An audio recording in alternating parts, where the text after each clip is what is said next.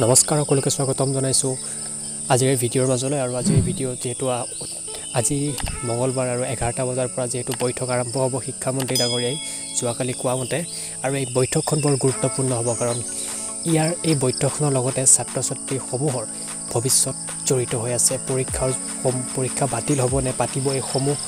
প্ৰশ্নৰ উত্তৰ এই বৈঠকতে পাতিব বুলি মই ভাবো কাৰণ তেওঁলোকে কৈছে যে 15-16 তাৰিখে এটা ঘোষণা কৰা হ'ব পৰীক্ষা কেতিয়া হ'ব বা হ'ব নে নহয় আজি যদি তেওঁলোকে বিচাৰ নকৰে যে পৰীক্ষা আজি কোন দিনৰ পৰা হ'ব বা নহয় তেনেহ'লে তেওঁলোকে কেনেকৈ 15-16 তাৰিখে ক'ব পাৰিব তাৰ কাৰণে তেওঁলোকে আজি সিদ্ধান্ত গ্ৰহণ কৰিব আৰু আজিও তেওঁলোকে কিবা প্ৰকাশ কৰিব পাৰে ইমান দিনৰ কষ্ট সকলোৱে ছ'চিয়েল মিডিয়াৰ জৰিয়তে হেশটেগ যিসমূহ ষ্টাৰ্ট কৰিছা তোমালোকে টুইট কৰিছা বহুতে 1 মিলিয়ন প্লাছ টুইট হৈছে বৰ এটা ভাল খবৰ এইটো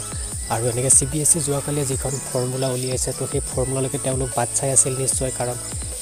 কালি CBSE যিটো গাইডলাইন উলিয়াইছিল তো তেওঁলোকে আজি সেই